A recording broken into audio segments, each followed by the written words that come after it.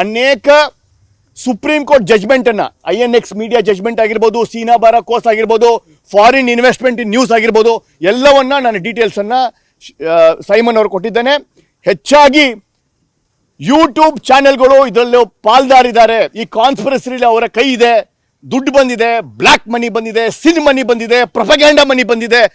ಎಲ್ಲ ದುಡ್ಡು ತಗೊಂಡು ಈ ಥರದ ಒಂದು ನರೇಟಿವ್ ಅನ್ನು ಬಿಲ್ಡ್ ಮಾಡಲಿಕ್ಕೆ, ಹಿಂದೂ ಧರ್ಮ ಪುಕ್ಷಟೆ ಬಂದಿಲ್ಲ ಸ್ವಾಮಿ, ನಿಮ್ಮ ನರೇಟಿವ್ ಅನ್ನ ಕಡಿವಾಣ ಹಾಕಲಿಕ್ಕೆ ಇವತ್ತು ನಾನು ಈ ಕಂಪ್ಲೇಂಟ್ ಅನ್ನು ಕೊಟ್ಟಿದ್ದೇನೆ. ನಿಮ್ಮಲ್ಲಿ ಸಾಕ್ಷಿಗಳಿದ್ದರೆ ನೀವು ಕೊಡಬೇಕಾಗಿತ್ತು. ಕೇವಲ ಪ್ರೊಪಗ್ಯಾಂಡಾ ಮೆಕ್ಯಾನಿಸಮ್ಗೆ ನೀವು ಇಂಟರ್ವ್ಯೂಗಳು ಮಾಡಿಕೊಂಡು ನಿಮ್ಮ ಮಾಸ್ಟರ್ಸ್ ಚೆನ್ನೈಯಲ್ಲಿ ಕೂತ್ಕೊಂಡಿರೋರಿಗೆ ಖುಷಿ ಪಡಿಸ್ಲಿಕ್ಕೆ, ನಿಮ್ಮ ತಿಮ್ರೋಡಿಯನ್ನು ಖುಷಿ ಪಡಿಸ್ಲಿಕ್ಕೆ, ನಿಮ್ಮ ಗಿರೀಶ್ ಮಟ್ಟವನನ್ನು ಖುಷಿ ಪಡಿಸ್ಲಿಕ್ಕೆ ಆ ಯೂಟ್ಯೂಬ್ ಚಾನೆಲ್ಗಳನ್ನು ಮಿಸ್ಯೂಸ್ ಮಾಡಿದ್ದಾರೆ ಅಂತ ಹೇಳಿ ಅವರನ್ನು ಅಕ್ಯೂಸ್ ಮಾಡಬೇಕು ಅಂತ ಹೇಳಿ ನನ್ನ ಕಂಪ್ಲೇಂಟ್ನ ಸಾರಾಂಶ ಇದೆ.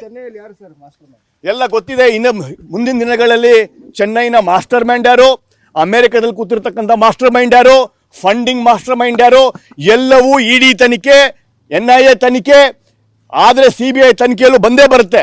ಮನಿ ಟ್ರೇಲ್, ಡಿಜಿಟಲ್ ಟ್ರೇಲ್ ಇವರನ್ನ ಬಂದಿ ಮಾಡುತ್ತೆ. ನಾವು ಶಿಕ್ಷೆ ಕೊಡೋಕ್ಕೂ ಮುಂಚೆ, ಅನ್ನಪ್ಪ ಶಿಕ್ಷೆ ಕೊಡೋಕ್ಕೂ ಮುಂಚೆ, ಮಂಜುನಾಥ ಸ್ವಾಮಿ ಶಿಕ್ಷೆ ಕೊಡೋಕ್ಕೂ ಮುಂಚೆ ED ಅವರಿಗೆ ಶಿಕ್ಷೆ ಕೊಡುತ್ತೆ ಅಂತ ನನಗೆ ತುಂಬ ನಂಬಿಕೆ ಇದೆ.